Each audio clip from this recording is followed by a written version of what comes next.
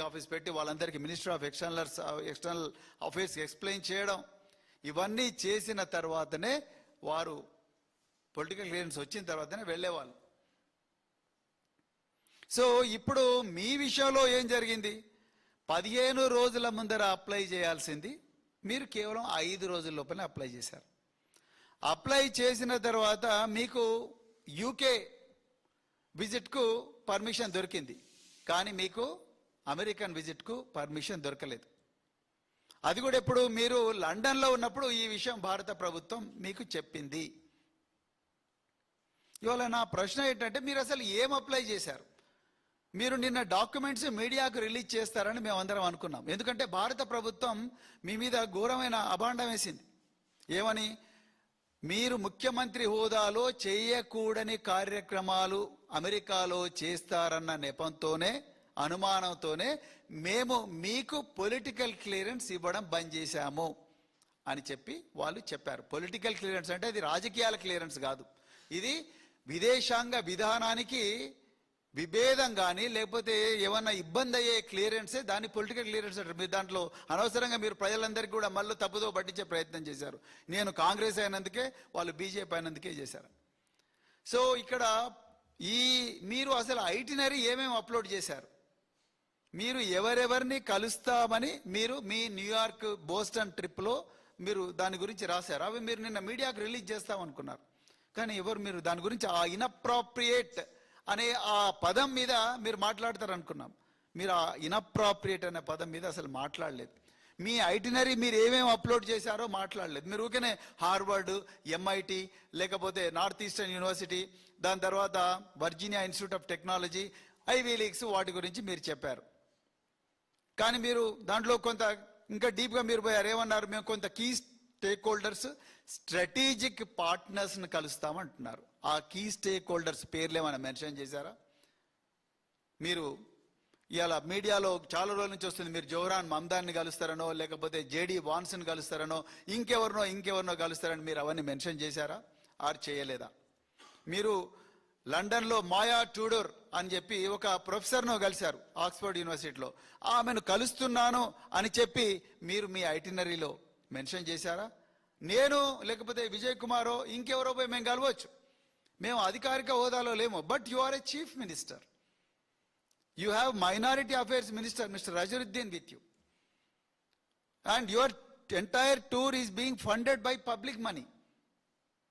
అలాంటప్పుడు మీరు ప్రతి రికార్డు కూడా భారత ప్రభుత్వానికి ఇవ్వాలి. ఇలా కాంగ్రెస్ వాళ్ళు, బీజేపీ వాళ్ళు ఏం డ్రామా ఆడుతున్నారంటే, బీజేపీ వాళ్ళు ఏమో ఇన్అప్రాప్రియేట్ రీజన్స్ అనే చెప్తున్నారు, అంతే తప్ప ఇన్అప్రాప్రియేట్ అంటే ఏంటి దాని గురించి బీజేపీ వాళ్ళు మాట్లాడరు. ఈయననేమో ఏమేమి ఐటినరీ అప్లోడ్ చేసిండో ఈయన చెప్పడు, చీఫ్ మినిస్టర్ కార్యాలయం చెప్పదు. ఈ స్ట్రాటజిక్ పార్ట్నర్స్ అంటే ఎవరు, కీ స్టేక్ హోల్డర్స్ అంటే ఎవరు, ఈ యూనివర్సిటీలో ఎవరెవరిని కలుస్తున్నారు, వాళ్ళ నుంచి మీకేమన్నా ఇన్విటేషన్స్ వచ్చినాయా, అంతకన్నా ముందు ఏమైనా సంప్రదింపులు జరిగినాయా అనే వాటి గురించి ఎవరు చెప్పరు. అదేవిధంగా మరి ఇంకొక గమ్మత్తైన విషయం ఏంటంటే, బీజేపీ కూడా కావాలని గేమ్ ఆడుతున్నది. ఏమని? ముఖ్యమంత్రికి పర్మిషన్ లేదు, కానీ 2 అధికారులను మాత్రం మేము పంపిస్తాం. ముఖ్యమంత్రి లేకుండా అధికారులు ఏం చేస్తారు? వాళ్ళు ఎవరితో మాట్లాడతారు? అసలు పోవాల్సిన అవసరం ఉందా అనేది రెండవ ప్రశ్న. అది దాని గురించి నేను ఒక నిమిషం తర్వాత మాట్లాడతాను. సో ఇక్కడ బీజేపీ ఏం గేమ్ ఆడుతున్నది? మేము ఇన్అప్రాప్రియేట్ రీజన్స్ అంటే చేయకూడని కార్యక్రమాలు ముఖ్యమంత్రి చేస్తాడన్న అనుమానంతో అమెరికా పర్మిషన్ ముఖ్యమంత్రికి ఇవ్వలేదు అంటున్నారు. అంటే రేవంత్ రెడ్డి గారికి ఇవ్వలేదు. రేవంత్ రెడ్డి గారు ఏం చెప్తున్నారు? ఆ ఇన్అప్రాప్రియేట్ కంటెంట్ ఏందో చెప్పయ్యా బాబు అంటే ఆయన చెప్తలేడు. మీరు అప్లోడ్ చేసిన ఐటరీ మీరు రిలీజ్ చేయరు, ఆ కీ స్టేక్ హోల్డర్స్ ఎవరో చెప్పరు, స్ట్రాటజిక్ పార్ట్నర్స్ ఎవరో చెప్పరు. మీకు కేంబ్రిడ్జ్ తోని, LSE తోని, అంటే LSE అంటే లండన్ స్కూల్ ఆఫ్ ఎకనామిక్స్ తోని, ఆక్స్ఫర్డ్ తోని ఏమేమి కమ్యూనికేషన్ జరిగిందో మాకు చెప్పండి అంటే మీరు చెప్పరు. హార్వర్డ్ తోని, MIT తోని, ప్రిన్స్టన్ తోని, మిగతా గొప్ప గొప్ప యూనివర్సిటీతో ఏం కమ్యూనికేషన్ జరిగింది అది మీడియాకి రిలీజ్ చేయాలి కదా, లేకపోతే మాకు ఎట్లా తెలుస్తుంది? లేకపోతే బీజేపీ వాళ్ళని చెప్పాలి. బీజేపీ వాళ్ళు చెప్పరు, కాంగ్రెస్ వాళ్ళు చెప్పరు. తెలంగాణ ప్రజలను అమాయకులుగా మరి వాళ్ళ చెవుల్లో పూలు పెట్టే ప్రయత్నం ఇలా రేవంత్ రెడ్డి గారు, అదేవిధంగా మరి బీజేపీ నాయకులు ఇద్దరు కలిసి చేస్తున్నారు. ఇక పొలిటికల్ క్లియరెన్స్ ఇది మొదటిసారా డినై చేయడం? వాళ్ళకు భారత ప్రభుత్వానికి అక్కడి గూఢాచార సంస్థలకు లేకపోతే విదేశాల్లో ఉండే గూఢాచారులకు వీళ్ళు ఏమైనా తప్పులు చేస్తారు అన్న విషయం తెలిస్తే దీనివల్ల భారత యొక్క ఏమంటారు ఇంటిగ్రిటీకి సావరినిటీకి ఏమైనా దెబ్బ ఉంటుంది అని అనుకుంటే వాళ్ళు వెంటనే ఇండియన్ గవర్నమెంట్కు మెసేజ్ పంపిస్తారు. మెసేజ్ పంపిస్తే పొలిటికల్ డినై అవుతుంది.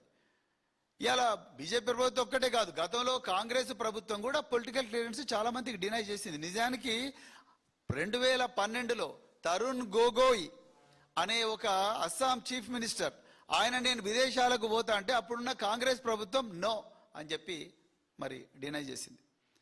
బీజేపీ ప్రభుత్వం కూడా యాజ్ యూజువల్ మనందరికీ కూడా తెలుసు, ప్రతిపక్షాల గొంతు నొక్కడం, అదేవిధంగా చిన్న చిన్న రాష్ట్రాల గొంతు నొక్కడం, ఇవన్నీ కూడా వీళ్ళు చేస్తూ ఉన్నారు. మమతా బెనర్జీ గారిని విదేశీ యాత్రకు బంద్ చేశారు.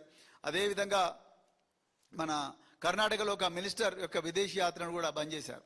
కానీ ఇవాళ తెలంగాణ ముఖ్యమంత్రి తెలంగాణ ఆత్మగౌరవం అని చెప్పేసి మరి 30 నెలల తర్వాత మొట్టమొదటిసారిగా తెలంగాణ పేరు తీస్తున్నారు తెలంగాణ ముఖ్యమంత్రిగా. మరి నేను ఇలా రేవంత్ రెడ్డి గారిని అడుగుతా ఉన్నాయా, తెలంగాణ ఆత్మగౌరవం గోదావరి జలాల విషయంలో అన్యాయం జరుగుతున్నప్పుడు మీకు ఎందుకు గుర్తుకు రాలేదు? కృష్ణా జలాల విషయంలో అన్యాయం జరుగుతున్నప్పుడు మీకు ఎందుకు గుర్తుకు రాలేదు? బనకచెర్ల విషయంలో అన్యాయం జరుగుతున్నప్పుడు మీకు ఎందుకు గుర్తుకు రాలేదు?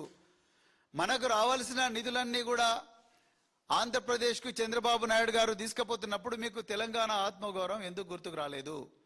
ఆంధ్రలో పనిచేసిన ఆదిత్యనాథ్ దాస్ నువ్వు ఏకంగా చంద్రబాబు నాయుడు గారు పంపిస్తే మీరు ఇక్కడికి వచ్చి తీసుకొచ్చి ఆయన ప్రముఖ నీటిపారుదల సలహాదారుగా వారిని పెట్టుకున్నారు కదా, అప్పుడు మీకు తెలంగాణ ఆత్మగౌరవం ఎందుకు గుర్తుకు రాలేదు? ఇక్కడికి రావాల్సిన నిధులన్నీ కూడా నరేంద్ర మోడీ గారు నరేంద్ర మోడీ గారు ఆయన రాష్ట్రం ఇంకా మిగతా రాష్ట్రాలకు వాళ్ళ దగ్గరుండే రాష్ట్రాలకు తీసుకుపోతుంటే ఆ రోజు మీకు తెలంగాణ ఆత్మగౌరవం ఎందుకు గుర్తుకు రాలేదు? తేజస్వి సూర్య బీజేపీ ఎంపీ పార్లమెంటులో ఘోరంగా తెలంగాణ ఉద్యమాన్ని తెలంగాణ రాష్ట్రాన్ని కించపరుస్తూ మాట్లాడినప్పుడు మరి తెలంగాణ ఆత్మగౌరవం మీకు కానీ మీ పార్లమెంటు సభ్యులకు కానీ ఎందుకు గుర్తుకు రాలేదు? సడన్ గా ఈరోజు రేవంత్ రెడ్డి గారికి ఎందుకు ఉక్రోషం వస్తుంది? ఇంటికి పోకుండా డైరెక్ట్ సచివాలయానికి వచ్చే ప్రెస్ మీట్ ఎందుకు పెట్టిండు అంటే ఫ్యూచర్ సిటీలో రేవంత్ రెడ్డి గారి ఆత్మ ఉన్నది, అక్కడే ఉంది. బాలనాగమ్మ కథలో చదువుకున్నాం కదా, అట్లనే ఫ్యూచర్ సిటీలోనే రేవంత్ రెడ్డి గారి ఆత్మ ఉన్నది. ఆయన బాధంతా ఏంటంటే నేను ఫ్యూచర్ సిటీని ఒక గొప్ప రియల్ ఎస్టేట్ ఎంటర్ప్రైజ్గా చేయాలని చూస్తా ఉన్నాను. అక్కడ మాకు 3000 ఎకరాల భూమి ఉన్నది. మాకు అంటే రేవంత్ రెడ్డి గారికి వాళ్ళ బ్రదర్స్కు వాళ్ళ కుటుంబ సభ్యులకు అందరికి కూడా 3000 ఎకరాల భూమి ఉన్నది. ఈ భారత్ ఫ్యూచర్ సిటీ అనే ఒక అభూత కల్పన, ఆ ఫ్యూచర్ సిటీని మీ జాకీలు పెట్టి లేపాలి, దాని రియల్ ఎస్టేట్ ఫుల్గా లేపాలని చెప్పేసి మొదట యంగ్ ఇండియా స్కిల్ యూనివర్సిటీ అని పాలిటెక్నికల్తో ఫుట్బాల్ ఆడుతూ ఉన్నాడు. ఆ పిల్లల జీవితాలతోని ఆట ఆడుకుంటా ఉన్నారు. అదే విధంగా ఇప్పుడు నేను ఫారిన్ యూనివర్సిటీలు తీసుకొస్తా అని చెప్పి రేవంత్ రెడ్డి గారు నేను అమెరికా పోతా, లండన్ పోతా, అక్కడ నుంచి ఆక్స్ఫర్డ్ తీసుకొస్తా, అక్కడ నుంచి కేంబ్రిడ్జ్ తీసుకొస్తా, లేకపోతే MIT తీసుకొస్తా, యూనివర్సిటీ ఆఫ్ లండన్ తీసుకొస్తా, ఇంకోటి తీసుకొస్తా, ఎక్కడ తీసుకొస్తా? వరంగల్కు తీసుకురాడు, మహబూబ్నగర్కు తీసుకురాడు, నల్గొండకు తీసుకురాడు, వరంగల్కి తీసుకురాడు, నిజామాబాద్కు తీసుకపోడు, ఆదిలాబాద్ తీసుకపోడు, కేవలం ఫ్యూచర్ సిటీకే తీసుకుపోతాడంట. అంటే అక్కడ రియల్ ఎస్టేట్ ఎంటర్ప్రైజ్ చేయడానికి ఊర్లలో ఎట్లయితే జెండాలు వాతి యాటను కోసి పెద్ద బోర్డు పెట్టి ఒక గేట్ పెట్టి ఎట్లయితే అమాయక కస్టమర్లను ఏ విధంగా అయితే వెంచర్లకు లాగుతారో ఆ విధంగా వెంచర్లకు లాగే ప్రయత్నమే ఇక్కడ రేవంత్ రెడ్డి గారు చేస్తూ ఉన్నారు. ఇక నేను ఈ యూనివర్సిటీల గురించి మాట్లాడతా. అయ్యా రేవంత్ రెడ్డి గారు, మళ్ళీ మీరు చెవిలో పూలు పెట్టకండి, దయచేసి ప్రజలకు నిజాలు చెప్పండి. మీరు నిన్న కూడా అన్నారు నేను హార్వర్డ్లో చదువుకున్నా, ఓకే, తర్వాత కేటీఆర్ గారి పిల్లలు హార్వర్డ్లో చదువుకున్నారు, అదే విదేశాల్లో చదువుకుంటున్నారు, హరీష్ రావు గారు చదువుకుంటున్నారు, అదే హరీష్ రావు గారి పిల్లలు చదువుకుంటున్నా ఉన్నారు. ఓకే, మరి మీరు ఇంతకుముందు ఏమన్నారండి? కేటీఆర్ గారు అమెరికాలో చదువుకుంటే చిప్పలుగా అడుగుతున్నారు అని అన్నారు.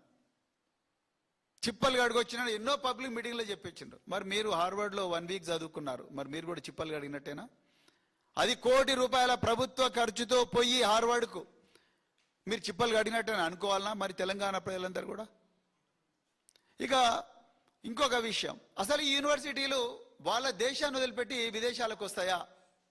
ఆ విషయంలో కూడా మీరు నిజాలు ప్రజలకు చెప్పలేదు. ఎంతసేపు మీరు ఏమంటున్నారు, తెలంగాణలో ఉండే ఎస్సీ, ఎస్టీ, బీసీ, మైనారిటీ పిల్లలందరికీ కూడా ప్రపంచ స్థాయి విద్య ఇవ్వాలని చెప్పి నేను కష్టపడుతుంటే భారత ప్రభుత్వం నా పర్యటనకు అడ్డుకట్ట వేస్తుంది అని అంటున్నారు. నిజానికి హార్వర్డ్, నేను కూడా అక్కడే చదువుకున్నాను రేవంత్ రెడ్డి గారు.